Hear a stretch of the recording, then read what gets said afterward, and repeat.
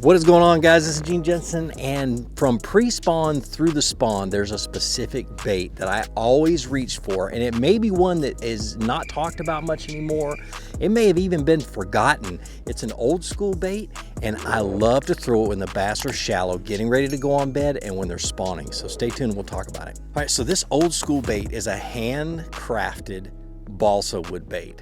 And I know there's a lot of plastic baits out there, a lot of mass-produced ones and stuff like that, but there's something about a handcrafted balsa wood bait, and we're going to dive into the details in a minute. But when those fish are up shallow and active, and they're spawning or they're feeding on bluegill, feeding on whatever comes in front of them, crawfish, bluegill, shad, whatever. This is the kind of bait that you can really get a reaction bite. You can just crank it steady. You could pop it. You can cause it to hit off a cover and structure. It comes through cover really, really well. And I want to show you a few things. But first of all, let's talk about the equipment and the gear that you're going to use for throwing a balsa wood crankbait. All right, so the bait itself, I have some favorites. Some of them I don't even know the name of. But let me see if I can pull a couple of them out of the box real quick. All right, so my favorite balsa baits are made by PH Customs. I've been using them for years and years. I think this is called a flat pea, and this is a skinny pea. And PH Customs is, like I said, a handcrafted balsa bait. Very, very good quality. You can beat the crap out of these things, and they work great. Now, what's the advantage of a balsa wood bait? When you're bringing it through cover, like laydowns and things like that, it deflects really, really well. It pops up and it floats up really fast in front of a bass's mouth. So if I'm fishing for a bass that's on the bed and I'm throwing to him over and over and over again, I want something that looks aggressive, something that doesn't just float up just like that. I want to hit whatever that bass is spawning on, maybe even the ground, and just pop it straight up real fast in his face. And that's why I go with these things. Now, different colors. If they're spawning, I love oranges, and I don't even know, I can't remember who makes this one, but I love oranges and yellows, specifically yellows. That school bus yellow, for some reason around the spawn, really does, for some reason, piss off the bass, and I don't know why. But pre-spawn, this time of the year, I'm throwing a crawfish color. Where's my crawfish color? I thought I had one out. I don't, but anyway, a crawfish color and a shad color, specifically a shad color because I know they're feeding up and they love to eat shad. And these skinny peas and flat peas are really, really good. I'll leave the link to all these in the description. I'm such a fan of PH Customs that I'll even leave a link to their website so you can go and purchase them directly from them, or you can get them from Tackle Warehouse. Now, equipment. Pretty simple. Now, a lot of balsa baits tend to be fairly light than what we're used to throwing with square bills, like, you know, the regular square bills, like the plastic Strike King ones and stuff like that. All right, so the rod I like to use is a medium moderate rod, 6'10", somewhere in that size. This is a 6'8" Speed Demon from Cast King, and you really want something that can cast light lures, and this rod has enough flex and enough parabolic bend to be able to load up on light lures. And then I go with their BFS reel, which is their Kestrel, and I've been thoroughly impressed with this so far. Like a lot of you guys know, I just signed with Cast King. 13 Fishing is no more, and I'll leave a link to the video that talks about that. But Cast King, the improvement that I've seen on their rods and reels over the last 10 years of watching and following and is just incredible. But this reel is really good at casting light lures. But a 6'8", 6'10", medium moderate, 10 to 12 pound fluorocarbon. I like to throw, I need to retie, it's got a little nick in it. I like to throw 12 pound most of the time, just because I'm beating it through cover and stuff like that, and I want to have as much strength as I dare. If I go any heavier than that, 15, 17 Seaguar, then it tends to not get down as deep, and it kind of messes with the action. At least I feel it does. This is one of the few times of the year where I'll actually use a duo clip. Okay, let me show you that duo clip. See it right there? Because I'm changing baits and colors out frequently.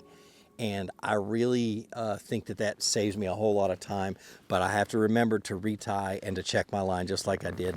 And I've got a nick on it, like I said. Now, pre-spawn, you're going to use white chrome crawfish.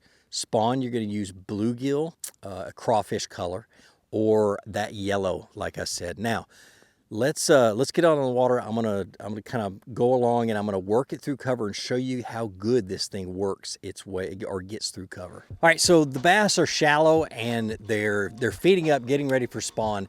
And what I love about a balsa bait is you're able to get a reaction strike by allowing it to float up fast in the bass's face or bounce off a cover and float up fast. It's just got a lot more, how do you say, erratic action.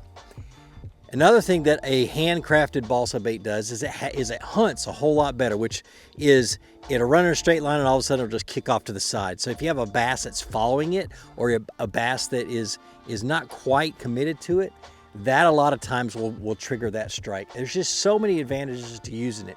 But what you do, whether you're in a kayak or a boat or on the bank or whatever else, is the first thing is don't be scared to throw it into bushes or into laydowns and treetops and things like that. But what you're going to do is you're just going to crank it, and as soon as you feel it bump something, you just stop it for a second and then you roll and you reel it. You stop it and you reel it. And that sun is stupid bright. I can barely see in front of me. Just a bad angle. But cast it out and you're just going to work it real slow through stuff. And like I said, when it bumps, all I do is I just stop it. And I let it float up just a little bit and I start reeling it again. A lot of time that's when you get hammered. Spawning. When they're spawning, I don't like bed fishing. I don't like targeting specific fish, but if they're spawning and I'm fishing a huge flat and the possibility of them either being, roaming and feeding and spawning and stuff like that is there, I want something that I can beat off of stumps and bushes and off of things that they are going to spawn on. And the cool thing about that, and I learned this by watching Bassmasters Classic years and years and years ago, is if you're in like muddy water and they're spawning and you hit a stump, drop anchor, hit spot lock, and make that cast over and over and over again, banging that crankbait up against that stump. And like I said, when it bangs and comes right back up in their face, a lot of times that's going to piss them off and get a reaction strike. But like I said, the biggest thing is don't be afraid to throw it around cover. Get yourself a good lure retriever.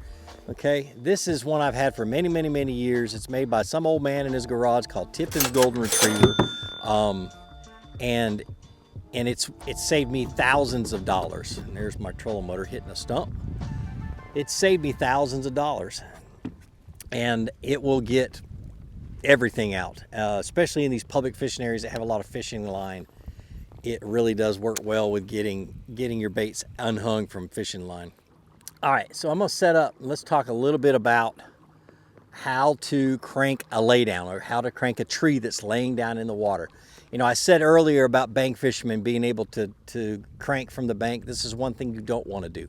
You don't want to cast from the trunk end out towards the limbs from the bank, because what happens is those limbs are forked away from you. That's going to be a snag almost every time. They're going to get snagged in the forks of those limbs. All right, you see this lay down right here?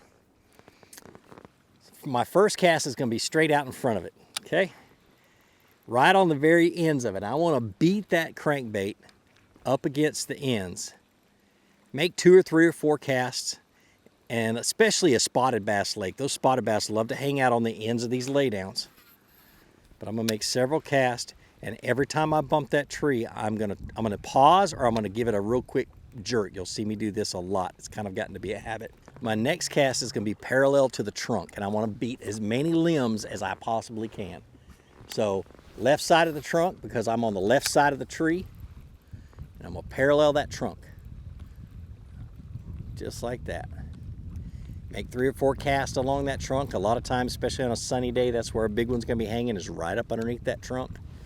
But the key is don't cast across that trunk. You wanna be on the other side of it to parallel the opposite side of the trunk. So I'm gonna move up just a hair.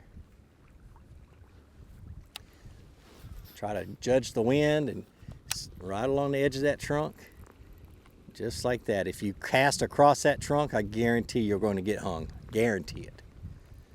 Work that trunk a few times,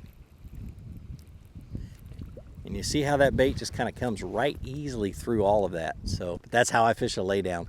Bushier the laydown, a little bit more careful you got to be. Don't be afraid to skip this thing up underneath things that are overhangs and stuff like that. The other thing is rocks. So riprap, parallel the bank, get as close as you can to rocks and things like that, and sit your boat in shallow water and throw into shallow water and work it right along those rocks and beat these things up against the rocks. Don't be afraid to do it with these crankbaits, and hang on tight, because especially when it's starting to warm up, those rocks are what holds the heat when it's still got cold water, and those bass will get on them. So, but that's a Balsa Wood crankbait. Don't sleep on this. Try a couple of them out. Get shallow, get active, and have a whole lot of fun catching bass. But like I always say, be sure to introduce somebody to fishing. Introduce them to my channel. Let me help you teach them how to fish. More importantly, get out of the water, go out and catch some fish, and have a great day. We'll see you.